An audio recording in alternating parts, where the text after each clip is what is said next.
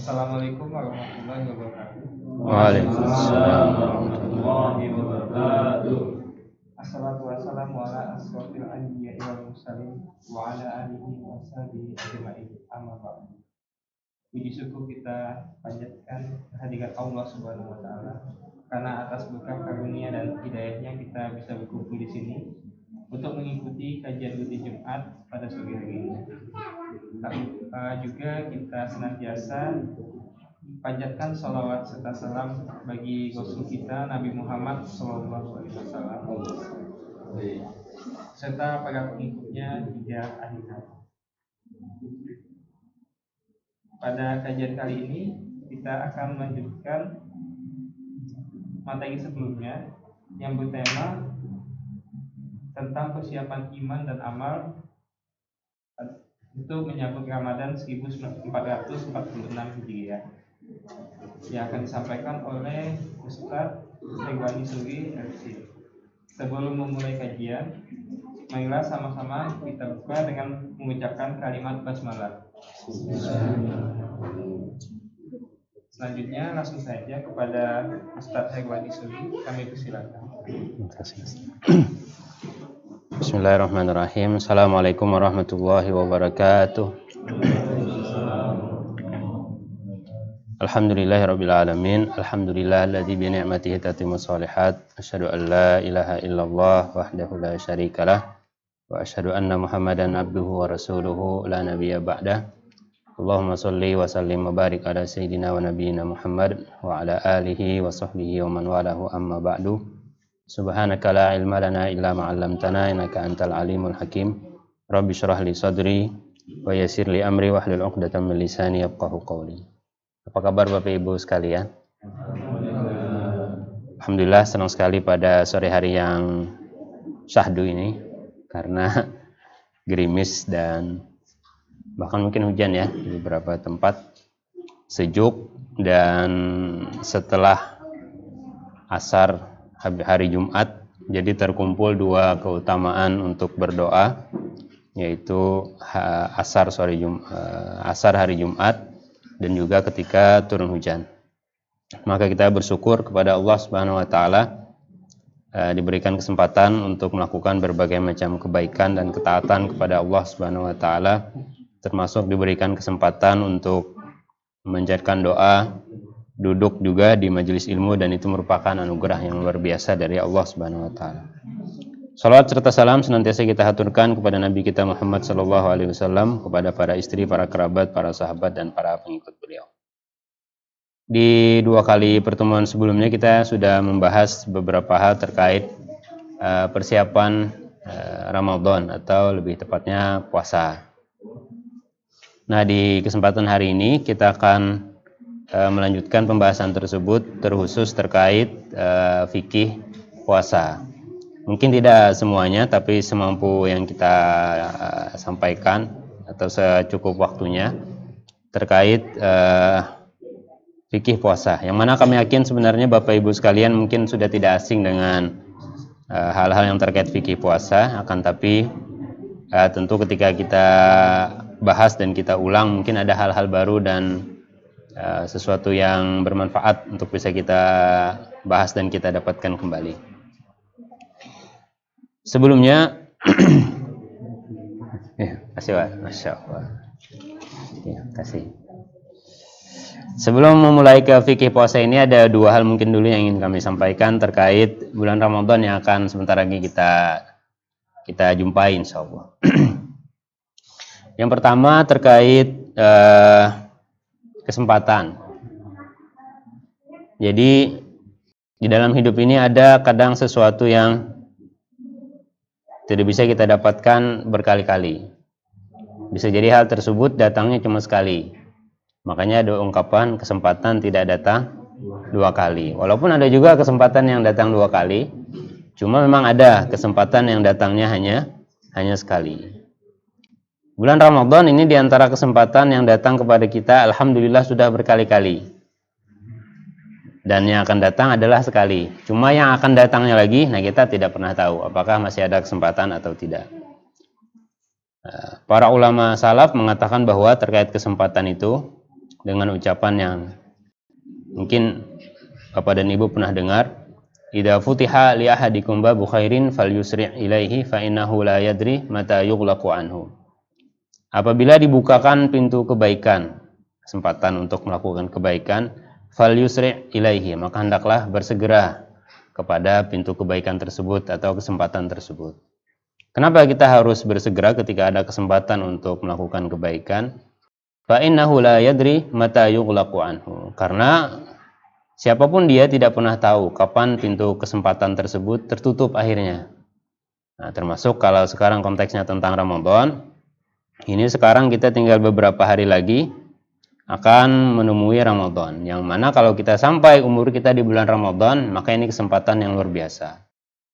Jadi kita harus bersegera bersemangat untuk melakukan hal-hal baik dan ketaatan yang memang sesuai untuk bulan yang penuh berkah tersebut. Karena kita nggak pernah tahu kesempatan ini bisa jadi nantinya di tahun yang akan datang tidak ada lagi. Fa innahu la yadri mata yughlaqu anhu. Jadi mumpung ada kesempatannya, maka memang sudah seharusnya kita memaksimalkan kesempatan tersebut.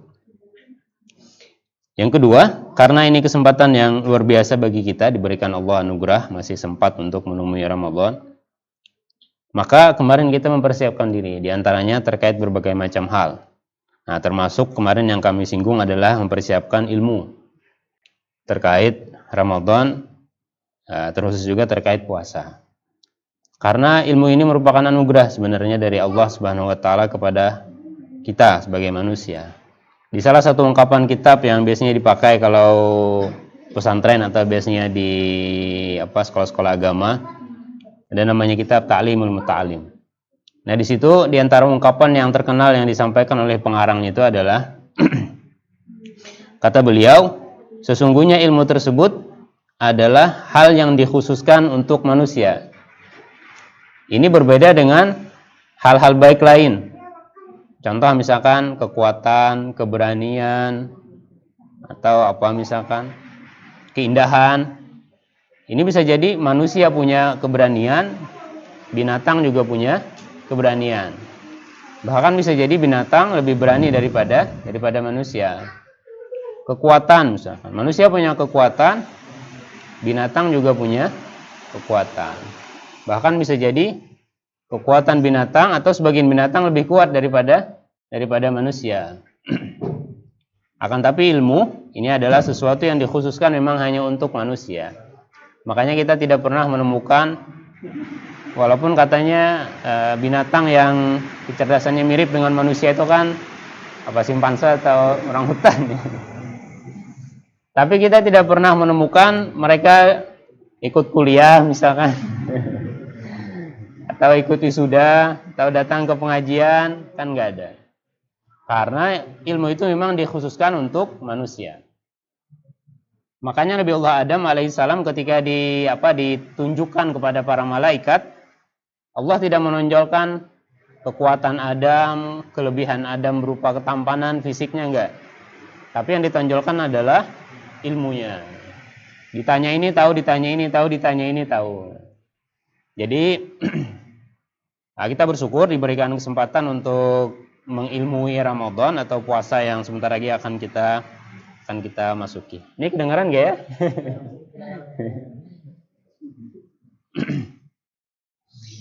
Yang ingin kami bahas mungkin hanya beberapa saja.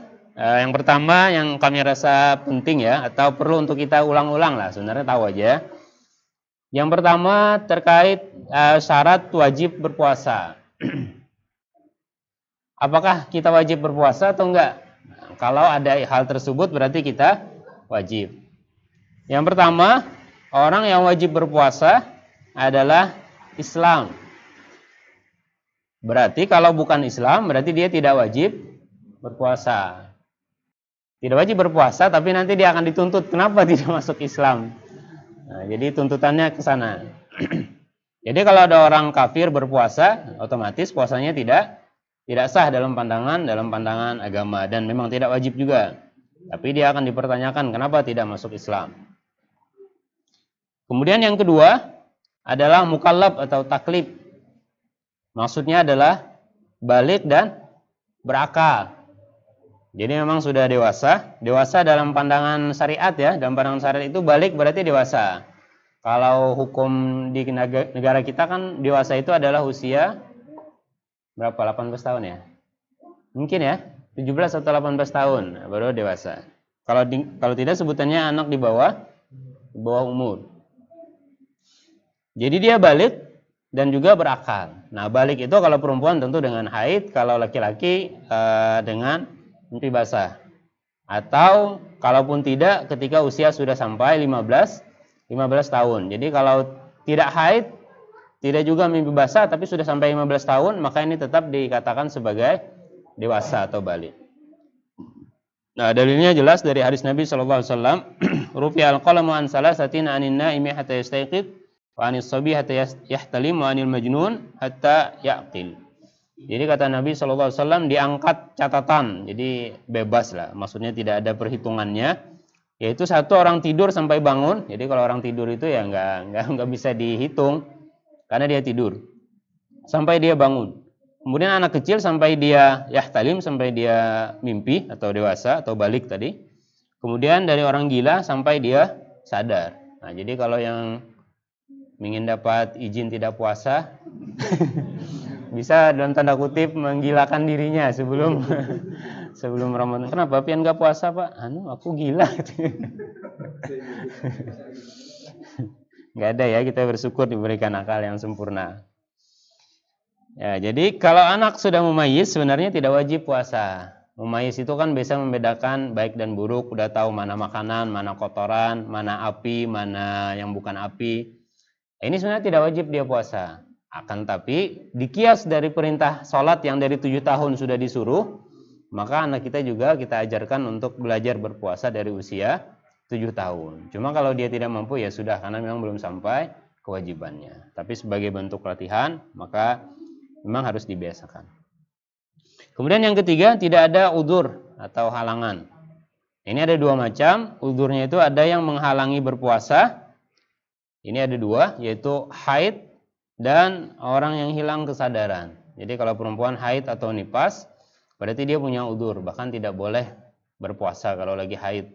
Haram hukumnya. Nanti diganti puasanya di luar bulan Ramadan. Adapun yang hilang kesadaran, ini kalau ada seseorang yang pingsan sepanjang hari atau mungkin koma ya, yang sepanjang hari koma di hari tersebut, maka dia memang tidak ada kewajiban berpuasa. Karena bagaimana dia berpuasa orang dia untuk sadar aja tidak bisa. Nah, itu berarti dia punya udzur. Kemudian ada juga udzur yang akhirnya memperbolehkan, bukan menghalangi tapi memperbolehkan tidak berpuasa.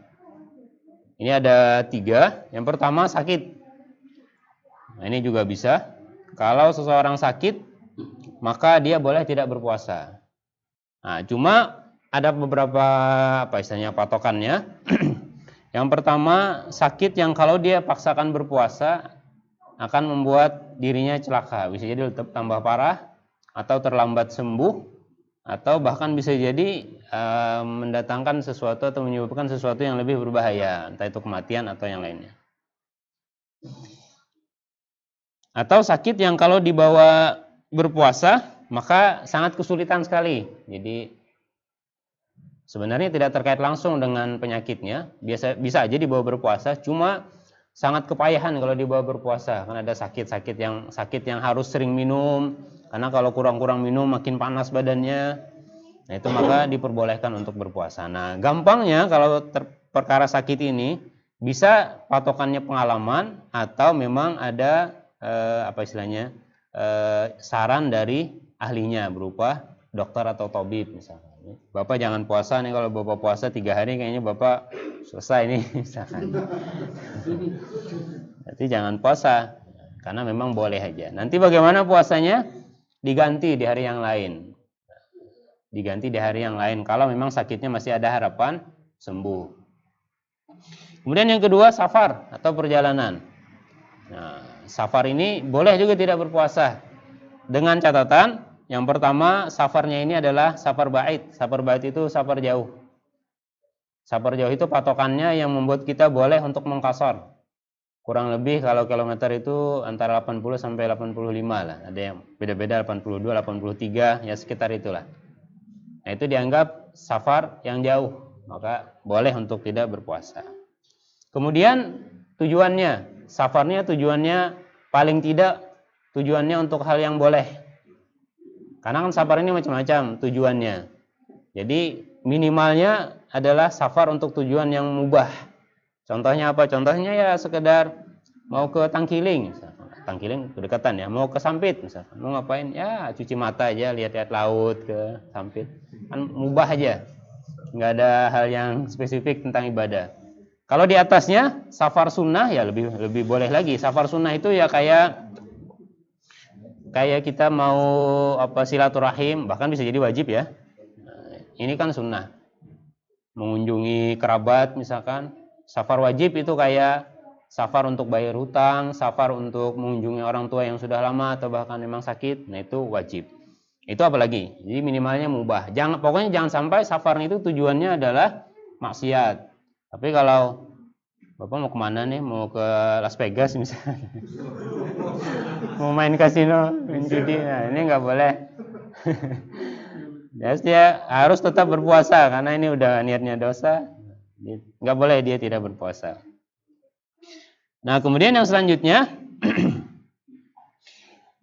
sebenarnya safar yang memang boleh untuk tidak berpuasa dari awal itu adalah safar yang dilakukan sebelum dia mulai berpuasa. Kapan kita mulai berpuasa? Subuh, dari fajar. Jadi kalau mau dari awal tidak berpuasa, safar dari subuh. Nah, dulu kami tahun kemarin kalau tidak salah ya, safar pulang kampung jam 4 berangkat dari rumah. Subuhnya di Kalampangan sana. Jadi ya, berarti memang dari awal udah nggak puasa, memang niatnya dari awal memang sudah tidak berpuasa. Kalau misalkan berangkatnya jam 7 bagaimana? Ini dia belum safar. Dia belum safar, harus tetap berpuasa. Wajibnya orang ketika dia subuh hari, kewajibannya apa? Kalau tidak ada ujur, berpuasa. Maka dari jam berapa tadi subuh? Jam 4 misalkan, sampai dia safar jam 7, dia harus berpuasa. Bahkan dia tidak boleh batal kalau sudah seperti ini, kecuali nanti safar di jalan, baru kalau sudah kepayahan, nah silahkan kalau memang harus berbuka. Dan ini juga harus diganti ketika nanti di luar bulan puasa. Dalilnya firman Allah Subhanahu wa taala, "Man kana maridun aw ala safarin fa iddatum min ayyamin ukhar." Siapa yang sakit atau safar maka mengganti bilangan hari tersebut di hari yang lain. Nah, kalau kita biasanya safar tetap berpuasa ya. Nah, kayaknya safar sekarang enak-enak aja puasa.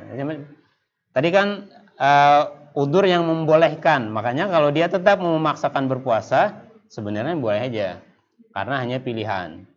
Walaupun nanti perbedaan pendapat para ulama, yang lebih afdal itu sebenarnya untuk orang yang safar, apakah tetap berpuasa, atau malah memang lebih afdalnya berbuka saja. Nah itu panjang pembicaraannya. Nah, mungkin kita bisa menakar lah, kalau memang dirasa saya ini takutnya kalau tidak di bulan puasa, maksudnya kalau batal sekarang, terus nanti mengqadanya di luar bulan puasa, terus di kantor siang-siang ada yang bawa tahu bakso, nanti apa?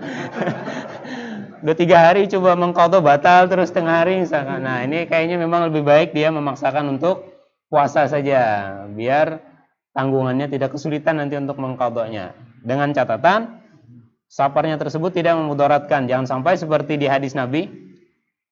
Karena ada cerita di hadis Nabi itu suatu ketika di safar yang sangat panas, Nabi mendapati orang-orang sedang menaungi seseorang.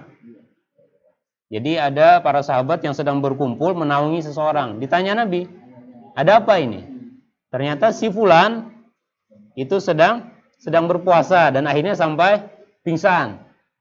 Makanya muncul ucapan Nabi, laisa minal birri, bukan termasuk ketaatan orang yang berpuasa ketika saat safar. Nah, tadi katanya boleh aja puasa. Nah, ini kan ada ceritanya nih. Karena ceritanya orang yang sampai pingsan-pingsan. Nah, jadi kalau tidak sampai seperti itu, makanya tetap ada yang mengatakan silahkan saja. Yang penting jangan sampai mencelakakan. Kalau sampai memang tidak kuat, sudah kehabisan tenaga, yang penting buka saja. Toh, itu semua adalah kebolehan. Kemudian yang juga udzur yang membolehkan adalah kalau memang tidak mampu berpuasa. Ini ada dua, yaitu usia yang sudah renta, orang tua yang sudah sepuh, dan sakit yang tidak mungkin bisa sembuh.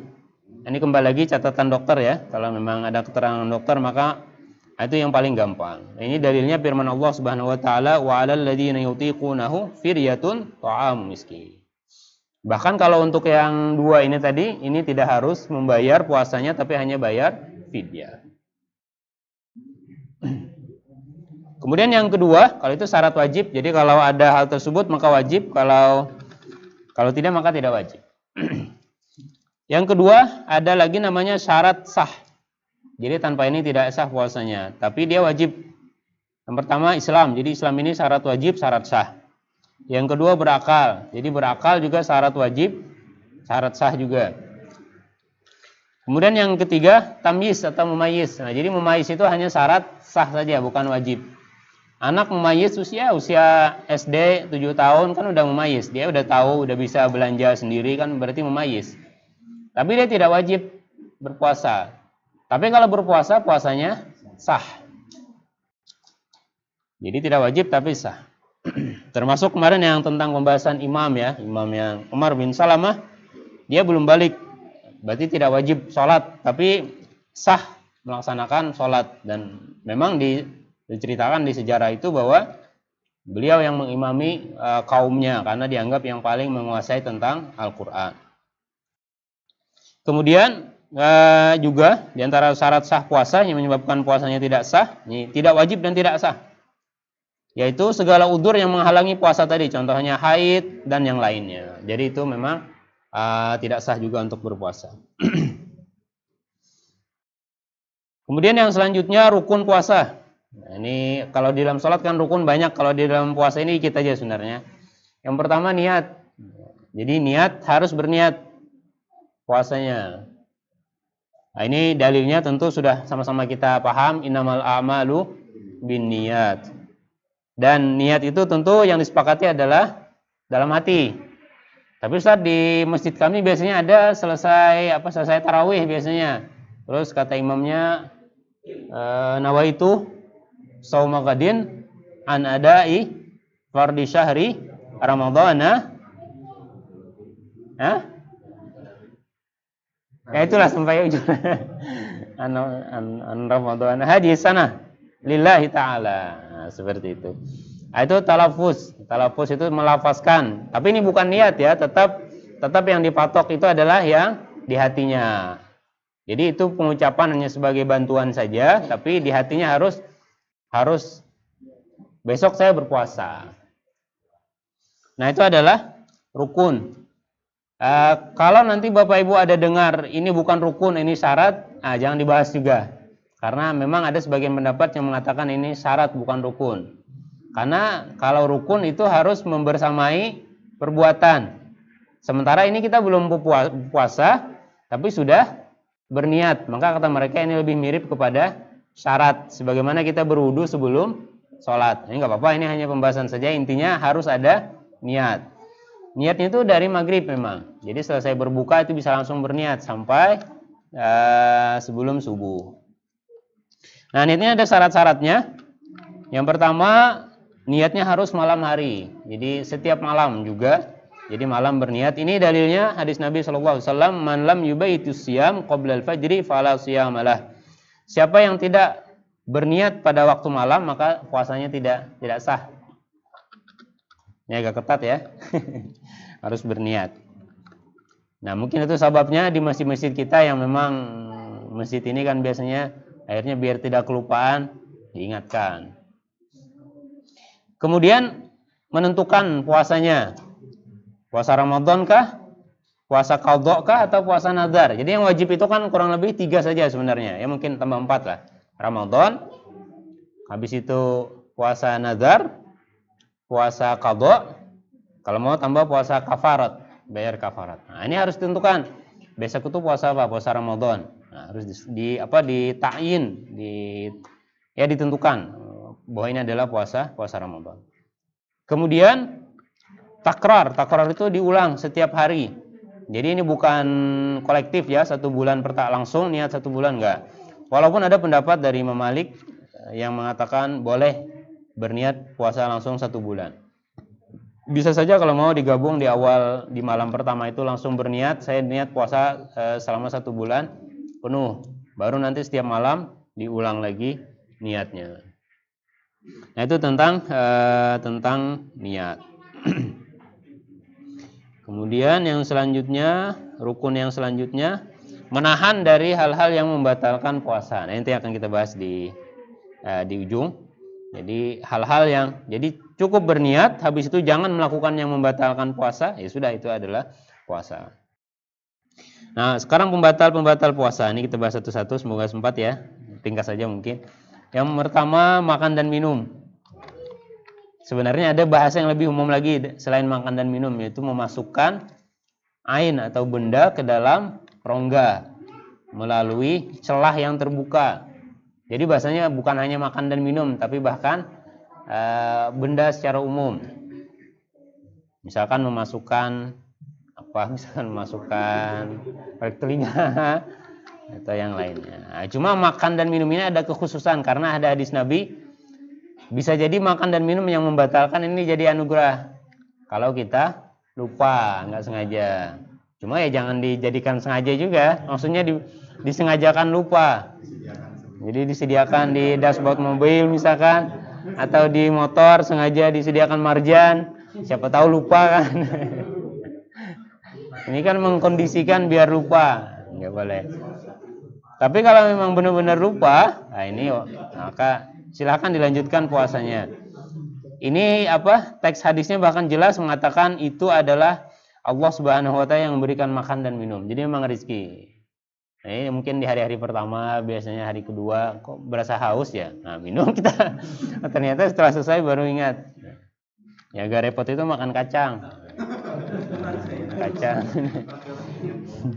Nah, akhirnya kita meneruskan kelupaan kita, kayaknya nanti aja ingatnya setelah minum. Nah, jadi minum dulu. Pokoknya kalau ingat nggak boleh lagi dilanjutkan, karena kalau dilanjutkan udah selesai keuzurannya. Sudah ingat. Kan tadi yang membuat boleh adalah lupa. Kalau sekarang ingat ya udah nggak ada kebolehannya lagi. Kemudian tadi masuknya benda atau ain ke dalam rongga yang terbuka. Nah kata benda ini bisa apa saja. Makanya kayak merokok kan juga batal ya. Padahal ini kan nggak ada sesuatu lah, kan cuma asap ya. Asap yang mengandung apa itu? Tar, nikotin, atau apa yang mungkin zat-zat yang lain. Nah cuma memang ini sudah fatwanya seperti itu bahwa ini membatalkan. Mungkin ya kesempatan lah yang merokok mungkin istirahat dulu 12 jam kan. Nah kemudian yang dimaksud masuk dalam rongga itu adalah bagian tubuh yang memproses makanan ataupun sesuatu, lambung, atau termasuk juga mukh itu otak ya. Nah kami nggak paham ini medisnya, cuma seperti itu bahasa fikihnya. Jadi bisa maidah, lambung atau otak. Masuknya melalui anggota yang terbuka. Contohnya apa? Ini ada mulut, kemudian hidung, telinga, lubang kemaluan, termasuk mata tadi sudah ya. Nah itu adalah disebut manfat maftuh. Jadi kalau masuk dari situ mata, hidung, mulut, telinga, kemaluan. Nah kalau masuk sesuatu dari sana maka itu membatalkan puasa. Makanya jangan aneh kalau ada yang memakai cotton bud juga membatalkan puasa, karena dianggap ini manfaat maftuh, memasukkan benda sesuatu sampai ke bagian dalam. Walaupun mungkin akan menemukan nanti perbedaan pendapat, karena enggak kok yang terkhusus itu adalah makanan, ini bukan makanan kok, tidak membatalkan. Silakan aja sih sebenarnya, silakan aja mengambil pendapat yang mana. Cuma kalau memang mau amannya, mungkin pakai cotton budnya ya malam lah mungkin. Lebih aman sih sebenarnya. Walaupun sekali lagi kalau ada yang mengatakan apakah ada yang membolehkan, ya ada yang membolehkan. Karena itu tadi, ini bukan makanan dan minuman. Jadi batal. Nah, sebaliknya berarti kalau ada yang masuk di luar bukan dari manfaat maftuh, maka tidak batal. Makanya vaksin kan dulu fatwanya tidak batal karena memang masuknya bukan dari rongga yang terbuka. Nah itu ada lagi nanti pembatal kontemporer dan yang tidak membatalkannya. Nanti silakan ditanyakan di Kemang, ada hal yang ingin ditanyakan. Dalilnya ini adalah hadis Nabi SAW, balik filistinsak ila antakuna sa'iman. Kita disuruh untuk berkumur-kumur dan memasukkan air ke hidung dengan kuat, kecuali kalau dalam keadaan berpuasa, karena dikhawatirkan akan batal. Jadi berkumur-kumur pun jangan berlebihan juga, karena kalau berlebihan takutnya nanti nggak sengaja ketelan.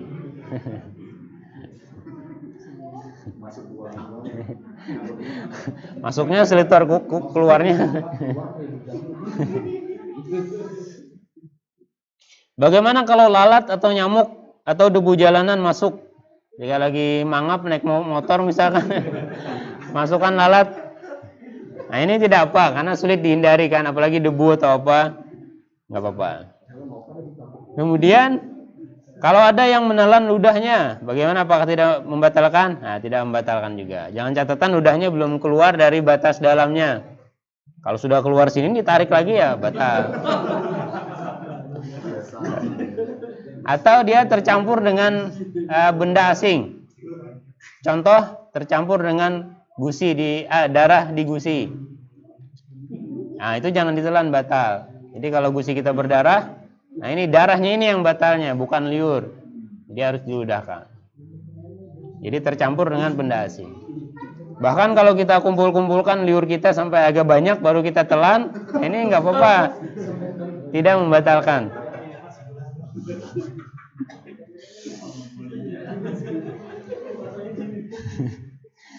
Nah ini beda halnya, itu liur, beda halnya dengan ingus dan dahak. Nah kalau ingus dan dahak ini batal ya. Kalau akan ada tuh dahak itu kayak keluar. Kalau lagi di dalam kan nggak keluar ya nggak apa-apa. Tapi kalau sudah keluar, nah itu mereka ada memberikan batasan keluarnya itu dia huruf H di sini. Coba kita sebut H. Nah itu batasan, kalau udah lewat dari situ, dahaknya udah keluar, jangan lagi, wah sayang nih kental kan, nah, telan lagi, nah jangan dikeluarkan. Itu bisa membatalkan. Dan ini agak hati-hati ketika sholat. Nah biasanya kan kita kadang ketika bulan puasa lagi cuaca seperti ini, kadang kan badan nggak siap, istirahat yang mungkin nggak teratur juga, atau apalah mungkin intinya sakit lah, macam-macam sebabnya, bisa ada sebab, bisa juga nggak ada sebab. Kita sudah maksimal jaga kesehatan tetap aja batuk.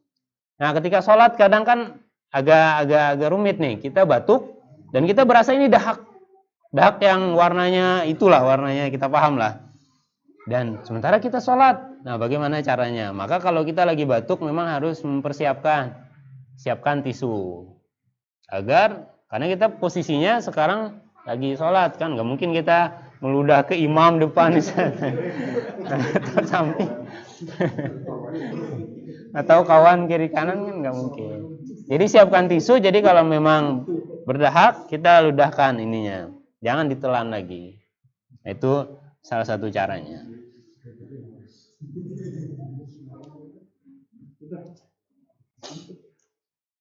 Kalau sikat gigi bagaimana? Sikat gigi tidak membatalkan ya. Bahkan pakai pasta pun tidak membatalkan. Cuma hati-hati. Cuma memang hati-hati kalau yang sudah pakai pasta gigi. Dan ada yang memakruhkan itu kalau sudah zawal, setelah zuhur.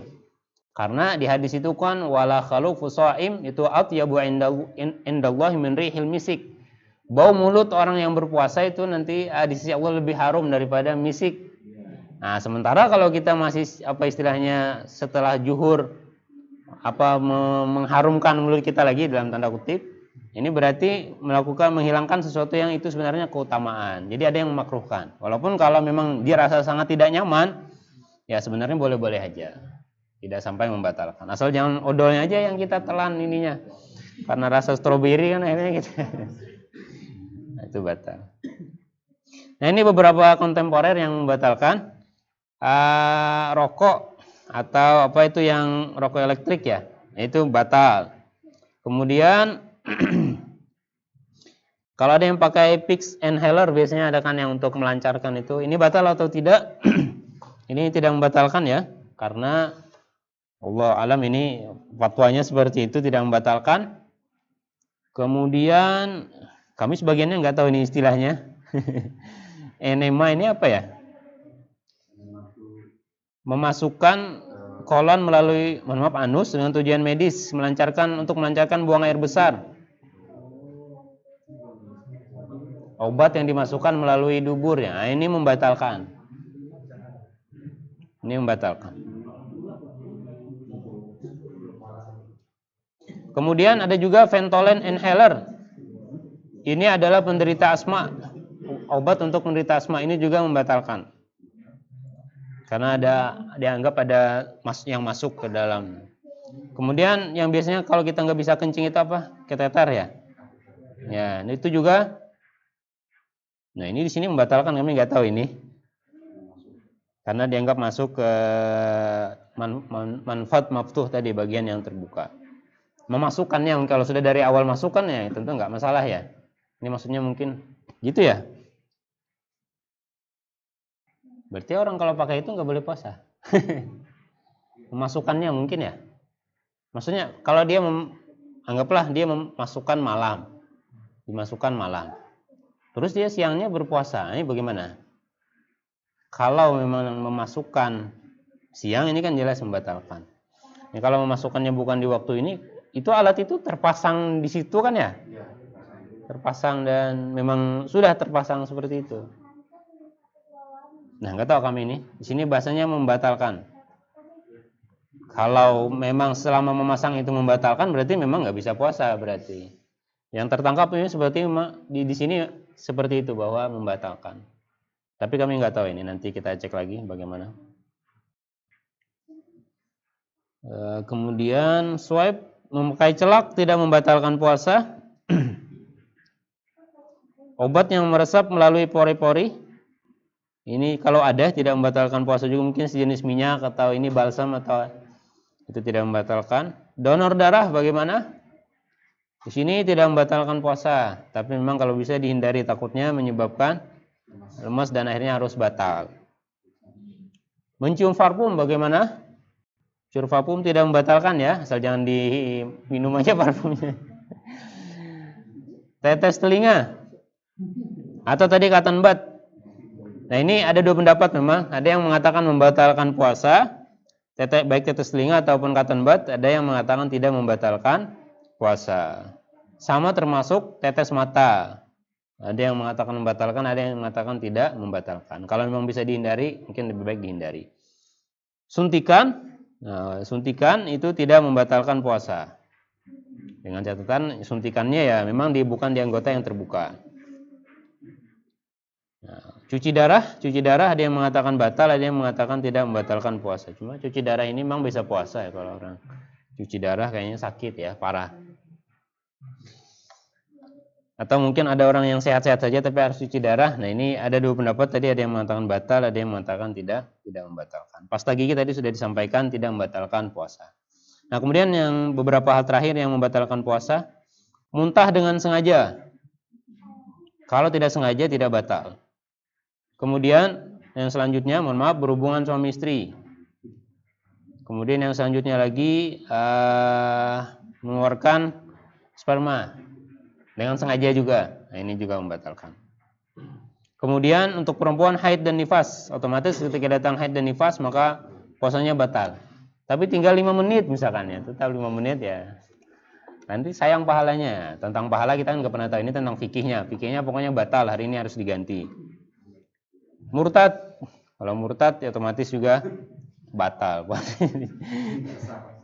Tidak sah lagi puasanya. Nah, mungkin itu dulu. Ya, ada pada berpuasa sunah-sunahnya lah, menyegerakan berbuka dengan kurma, sahur dan seterusnya yang mungkin sudah sama-sama kita ketahui. Nah, mungkin itu dulu.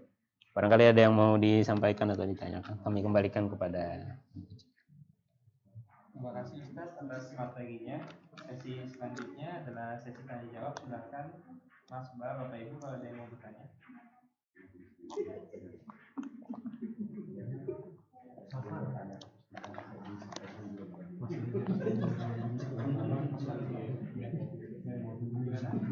Ada yang mau nanya? Mas, Mbak? Ya, silakan. Tadi kan Bapak bilang ya orang merokok itu batal ya? Iya. Salah ya. Terus gimana kalau ada orang di sebelahnya? Dia kan biasa kan membuskan gitu kan? Iya. Terus ikut ngisep enggak?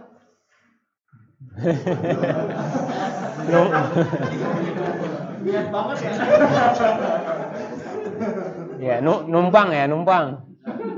Atau nebeng. Ya, terima kasih. Ya tadi merokok ini sebenarnya bukan kata kami ya, memang kata ulama seperti itu batal.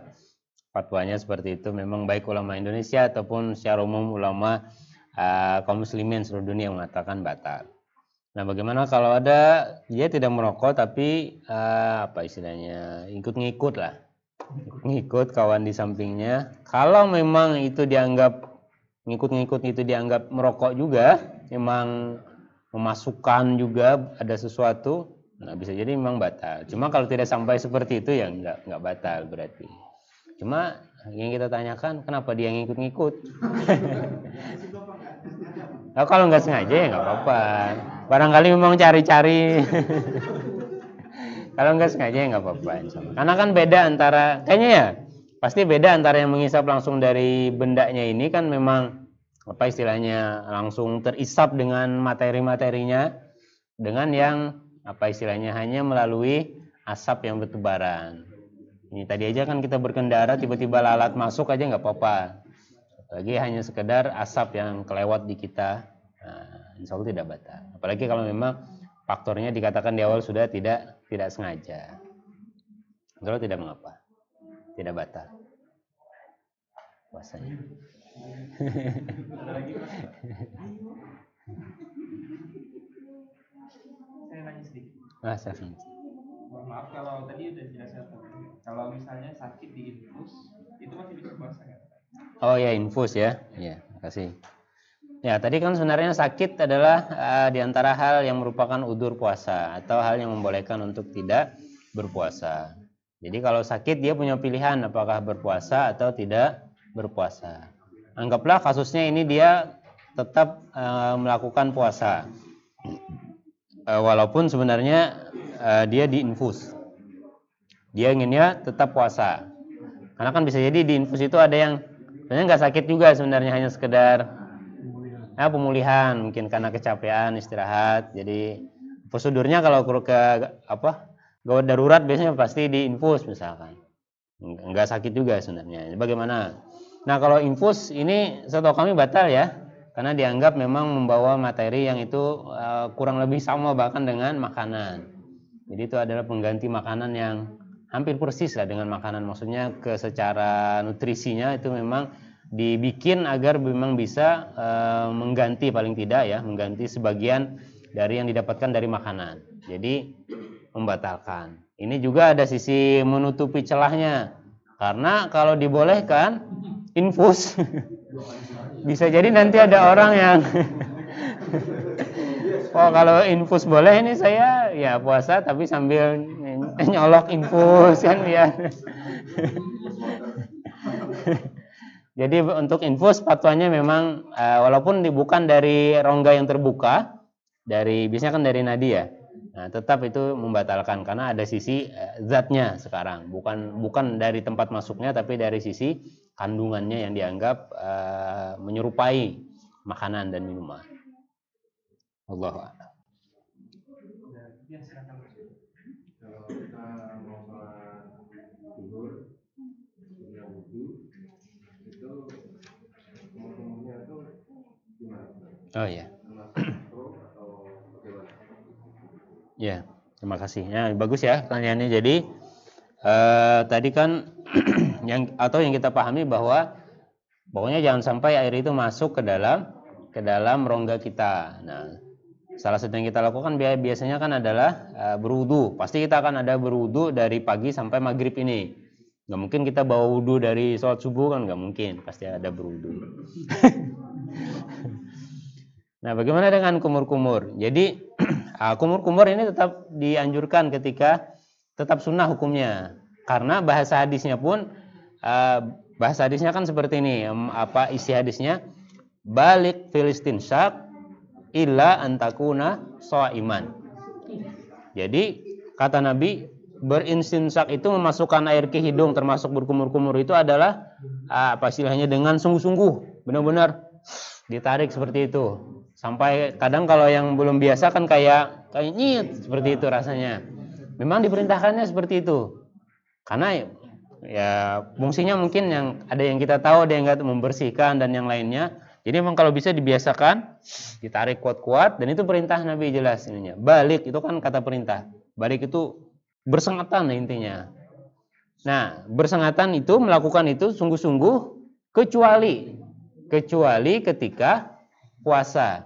Jadi Nabi bukan melarang kumur-kumur dan memasukkan air ke hidungnya, tapi yang dilarang adalah bersungguh-sungguhnya. Jadi berkumur-kumurnya tetap sunnah ketika berwudu atau ketika ada momen kita harus berwudu, tapi agar tidak sampai membahayakan puasanya, yang ditinggalkan hanya yang bersungguh-sungguhnya tadi, jangan berlebihan. Jadi tetap berkumur-kumur seperti biasa, yang normal. Karena patokan berkumur-kumur itu kan termasuk istinsak. Nah, kalau kumur-kumur itu patokannya kan yang sempurna itu pertama ada air yang dimasukkan, setelah itu diputar di mulut kita dengan seininya harusnya memang seperti itu kan, karena fungsinya juga untuk membersihkan, termasuk yang tadi ditarik sekuat-kuatnya. Kemudian kalau ini kan nggak mungkin kita putar di sini kan, nggak mungkin. Habis itu dikeluarkan. Ini avatar kalau kita bisa seperti itu, bisa mengendalikan air di hidung. Nah, kalau ke berkumur-kumur, jadi yang sempurnanya berkumur-kumur itu kamalnya itu. Jadi berkumur-kumur itu ada bahasa para ulama itu sifatul kamal, yang sempurnanya. Ada sifatul ijza, cukup. Nah, ketika kita berpuasa, sifatul kamal yang kita tinggalkan, sempurnanya kita tinggalkan. Tapi ijzanya, cukupnya tetap dilakukan. Cukupnya itu seperti apa? Cukup memasukkan, kemudian putarnya jangan terlalu jangan terlalu putar, biasa aja. Yang penting basah aja mulutnya. Keluarkan lagi. Ini sudah dianggap sebagai kumur-kumur. Walaupun apakah ini sempurna? Kalau di luar puasa ini nggak sempurna. Tidak mencukupi sunnah yang kata Nabi balik tadi, nggak sampai. Yang sunnahnya harus memang harus pojok-pojok itu kena. Cuma ketika puasa cukup yang ijza saja, cukup saja. Termasuknya hidung tadi. Kalau kita agak ragu-ragu kalau memasukkan, cukup basahi tangan saja. Yang penting agak masuk-masuk air dikit, langsung dikeluarkan lagi. Tidak perlu ditarik yang sekuat-kuatnya, takutnya masuk. Jadi kesunahan wudhu itu tetap ada, baik berkumur-kumur atau beristinsak, tapi mubalaghahnya atau yang bersengatan atau bersungguh-sungguhnya yang itu ketika puasa ditiadakan karena takut membahayakan puasanya. Nah, seperti itu. Jadi bahkan kata para ulama di fikih puasa Hasan itu Dr. Hasan itu, kalau yang kita biasa-biasa tadi berkumur-kumurnya yang bukan yang bersengatan, ketelan nggak sengaja, ini nggak batal kita. Karena nggak sengaja dan kita tidak berlebihan kumur-kumurnya, bukan yang memutar berlebihan. Ternyata ketelan, mungkin kita lagi kumur-kumur, kawan kesenggol di belakang atau bagaimana caranya, tiba-tiba kita langsung ketelan. Nah, ini nggak batal puasanya, karena pada prinsip awalnya kita memang kumurnya biasa-biasa saja. Tapi kalau yang ini tadi kumur-kumurnya tiba-tiba ketelan, nah itu batal. Baik sengaja ataupun tidak sengaja, karena sudah dilarang ketika puasa jangan mubalaghah kumur-kumur dan istinsaknya. Nah, seperti itu. Allah.